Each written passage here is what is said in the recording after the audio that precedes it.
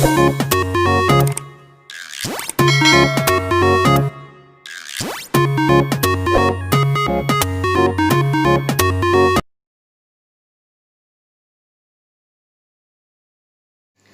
Students, आशा करती हूँ कि आप सारे लोग बहुत अच्छे होंगे और सारे ही अपने घरों में एकदम से सुरक्षित होंगे। वेलकम टू किरण आदि शिक्षा, जहाँ पर हम स्टडी कर रहे हैं एनसीईआरटी क्लास 6 का चैप्टर नंबर 7, जिसका नाम है फ्रैक्शंस।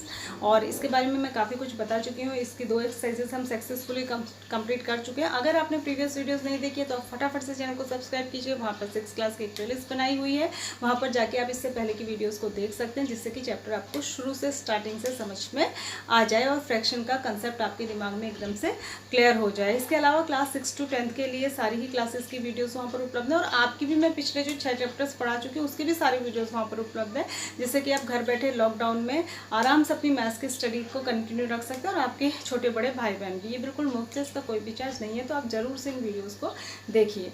हम आगे शुरू करेंगे। आज हम पढ़ेंगे एक्सरसाइज नंबर 7.3 और 7.3 जो है वो इक्विवेलेंट फ्रैक्शन पे बेस्ड है। ठीक है, इक्विवेलेंट फ्रैक्शन क्या होता है? इक्वल से एक शब्द बना है। इक्वल माने क्या होता है? बराबर। ठीक है, जो बिल्कुल बराबर है।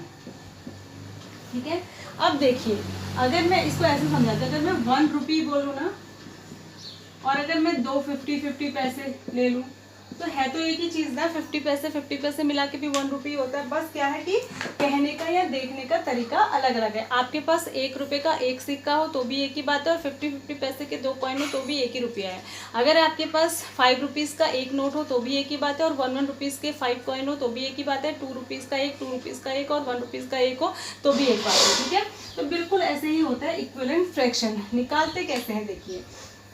अगर मैं एक फ्रैक्शन बिल्कुल प्रॉपर फ्रैक्शन जो होता है 1/2, ठीक है, अगर मैं 1/2 मैंने लिया, अब मैं दूसरी बार में क्या करूं, इस 1/2 में मैं ऊपर और नीचे एक ही नंबर का 2 का मल्टीप्लाई कर दूं तो ये बन जाएगा 2/4। ठीक है, फिर मैं क्या करूं, इसमें इसी को लूं और इसमें फिर अब की बार में ऊपर और नीचे डिनोमिनेटर में न्यूमरेटर में दोनों में 3 का मल्टीप्लाई कर दूं तो ये बन जाएगा 3/6।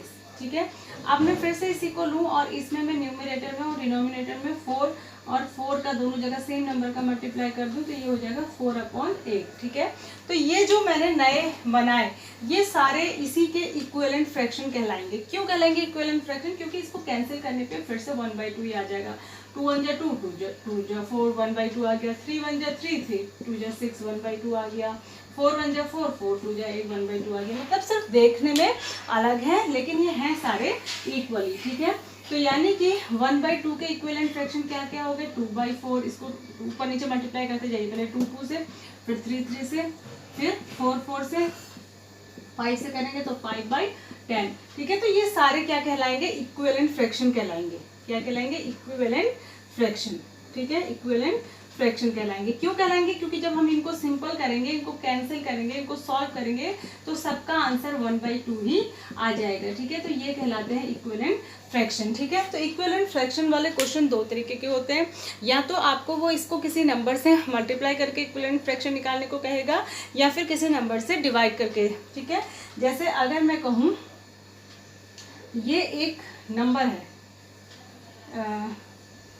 4/8, मैं कहूँ इसका एक ऐसा इक्विवेलेंट फ्रैक्शन निकालिए जिसके कि अपॉन में 4 हो। ठीक है, इसके इक्विवेलेंट, तो आप समझ जाएंगे कि अपॉन में 4 कैसे आया होगा। इसको 2 से डिवाइड किया होगा तभी तो 4 आया, तो जिससे इसको डिवाइड करा है उसी से इसको भी डिवाइड कर देंगे तो यहाँ आ जाएगा 2। तो इसका इक्विवेलेंट फ्रैक्शन हो गया 2/4। ठीक है, समझ आ गई मेरी बात? या फिर मल्टीप्लाई करके भी पूछ सकता है। ठीक है, अगर इसी क्वेश्चन को मैं ऐसे कहती, एक मैं आपको ये फ्रैक्शन दे देती और कहती ऐसा इक्विवेलेंट फ्रैक्शन निकालो जिसके कि नीचे 24 हो, तो आप समझ जाते कि यहाँ 24 कैसे आया होगा। इसको 3 से इसने मल्टीप्लाई किया होगा तो इसको भी 3 से कर देंगे तो यहाँ 12 आ जाएगा। यही पूछ रहा था, ये यहाँ क्या आएगा, तो 12/24 इसका इक्विवेलेंट फ्रैक्शन हो जाएगा। तो 2 तरीके के क्वेश्चन आते हैं, या तो मल्टीप्लाई करके इक्विवेलेंट फ्रैक्शन बनाने के, या फिर डिवाइड करके इक्विवेलेंट फ्रैक्शन बनाने के। ठीक है, आप मेरी बात समझ गए होंगे, बहुत आसान है ये।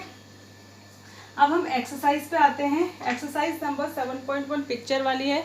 इतनी पिक्चर्स मैं यहाँ पे नहीं बताऊंगी, बस मैं आपको समझा दे रही हूँ। ये कह रहा है कि सभी के लिए फ्रैक्शन लिखिए। पहला इसने ऐसा बनाया, एक सर्कल है उसका हाफ पार्ट शेड किया है यहाँ, तो ये 1/2 हो गया, आप समझ गए। फिर ये एक सर्कल और बनाया है, इसके 4 पार्ट किए हैं और 2 पार्ट को शेड किया है, तो 4 में से 2 यानी कि 2/4 हो गया। ठीक है, समझ रहे होंगे आप। फिर इसने एक सर्कल और बनाया है, ठीक है, और उसके इसने 6 पार्ट करे हैं इक्वल, ठीक है, और इसके इसने 3 पार्ट शेड कर दिए, तो ये 6 में से 3 हो गया, 3/6 हो गया। और अगले वाला एक और इसने बनाया है, उसमें उसने 8 में से 4 पार्ट शेड कर दिए। तो ये कह रहा है कि क्या ये इक्वलेंट है 1/2, 2/4, 3/6, 4/8। बिल्कुल इक्वलेंट है, क्योंकि ये भी 1/2 आ जाएगा कैंसिल करने पे, ये भी और ये भी, सबका आधा आधा पार्ट ही शेड है ना, तो ये सारे ही इक्वलेंट फ्रैक्शन हो जाएंगे, ये हो जाएगा यस। ठीक है, ऐसे ही इसका सेकेंड वाला है। ठीक है, सेकेंड पार्ट भी बिल्कुल ऐसा ही सर्कल है, उसमें से कुछ सर्कल्स उसने जो है शेड करनी है, तो पहले आप फ्रैक्शंस निकाल लेंगे, फिर देखेंगे कि इक्विवेलेंट है या नहीं है। सेकंड क्वेश्चन में क्या कह रहा है ये, सेकंड क्वेश्चन में कह रहा है right the fraction and pair up the equivalent fraction from the each row. ठीक है, अब ये कह रहा है सबके लिए फ्रैक्शन लिखो, तो इसमें 2 लाइन है, ऊपर एक लाइन है और नीचे एक लाइन है। ऊपर लिखा है ABCDE, 4-5 पिक्चर्स बनी है और नीचे फर्स्ट, सेकंड, थर्ड, फोर्थ, 5। अब जिसका जो इक्विवेलेंट फ्रैक्शन है उसको उससे मिलाना है। ठीक है, तो मैं पहले ABCD वाले को यहाँ सिर्फ फ्रैक्शन लिख दे रही हूँ, आप समझ जाएंगे, मैं पिक्चर्स नहीं बना रही हूँ। ठीक है, और यहाँ मैं 1, 2, 3, 4 और 5 वाले के फ्रैक्शन लिख देती हूँ देख के। ठीक है, इसको पिक्चर को देखें। पहली पिक्चर में हाफ पार्ट शेड है, तो ये 2 में से 1 हो जाएगा। दूसरी में 1, 2, 3, 4, 5, 6, 6 में से 4 शेड है, तो 4/6 हो जाएगा। तीसरी पिक्चर में 9 में से 3 शेड है, तो 3/9 हो जाएगा। ठीक है, और चौथी पिक्चर में 1, 2, 3, 4, 8 में से 2 शेड है, तो 2/8 हो जाएगा। ठीक है, और ABCD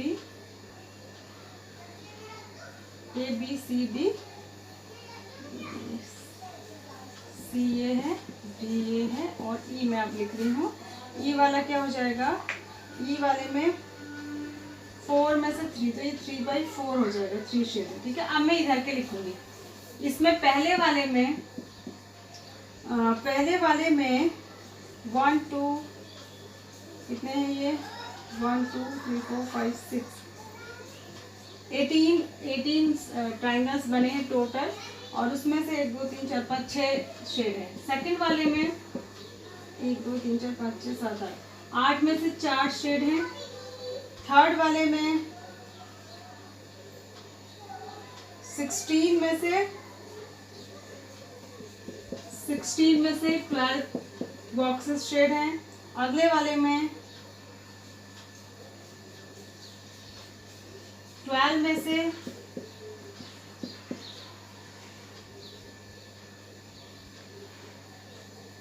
से 8 शेड हैं, और लास्ट वाले में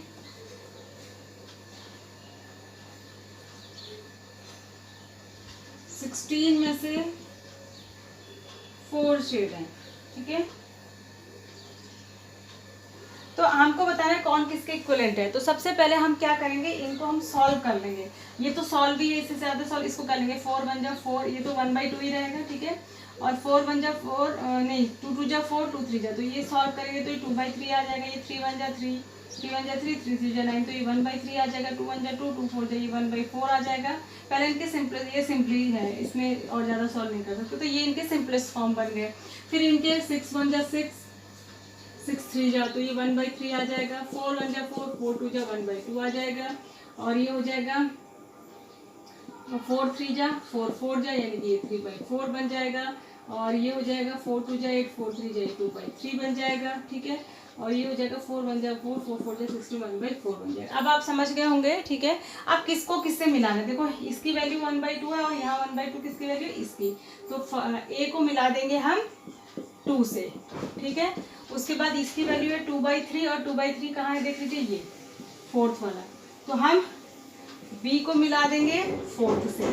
ठीक है, उसके बाद 1/3, C की वैल्यू 1/3 और यहाँ 1/3 वैल्यू किसकी है, 1 की, तो C को मिला देंगे 1 से। यहाँ 1/4 वैल्यू D की है और यहाँ 1/4 वैल्यू 5 की है, तो इसको D को मिला देंगे 5 से। ठीक है, C को मिला देंगे 1 से, और यहाँ 3/4 वैल्यू E की है। ठीक है, और यहाँ 3/4 वैल्यू किसकी है, थर्ड वाले की, तो इसको मिला देंगे 3/4 से, मतलब थर्ड से, ठीक है। तो ये इस तरीके से आप मैच करेंगे, लेकिन मैच करने के लिए ज़रूरी है कि आप पहले इनको सॉल्व कर लें। आई होप कि आपको अच्छे से ये क्वेश्चन समझ में आया होगा। मैंने बहुत अच्छे से समझाने की कोशिश की है कि आपको एकदम से क्लियर हो जाए कि कैसे हम इनको मैच करेंगे, ठीक है। आप पिक्चर बना लेना, पिक्चर्स मैंने नहीं बनाई, ठीक है। अब क्वेश्चन, एक क्वेश्चन मैं और बताती हूँ। ये कह रहा है replace the box in each of the following by the correct number, ठीक है। बॉक्स बने हुए हैं, फिल इन द ब्लैंक्स, आपको करेक्ट नंबर के हिसाब से।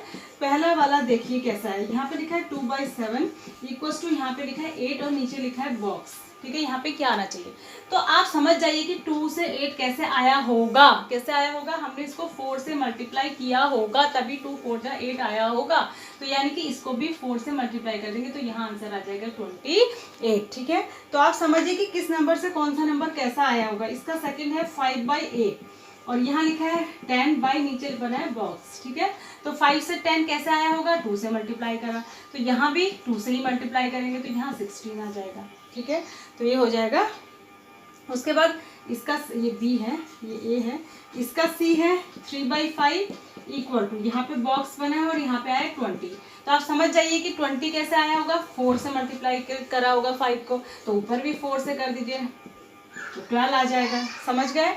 और उसके बाद लास्ट है, नहीं सॉरी, इसके बाद है, यहाँ है 45, अब ये दूसरी तरीके का है, यहाँ है 60 और यहाँ है 15 और यहाँ बताना है कि क्या आएगा।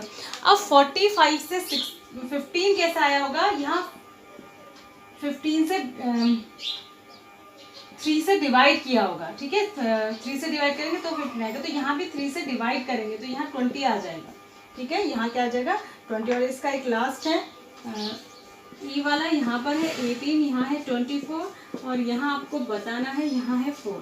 तो अब देखिए 24 से 4 कैसे आया होगा, जब हमने 24 को 6 से डिवाइड किया होगा तब 4 बना होगा, तो इसको भी 6 से डिवाइड कर देंगे तो यहाँ 3 आ जाएगा। तो ये था आपका क्वेश्चन नंबर 3। तो इस तरीके से हम इक्विवेलेंट फ्रैक्शन फाइंड करते हैं, या तो मल्टीप्लाई करके या डिवाइड करके, हिंट उसमें दी रहती है, ठीक है। क्वेश्चन देख के पता चल जाता है। तो आई होप कि आपको सारे क्वेश्चन समझ में आए होंगे। Thanks for watching, God bless you.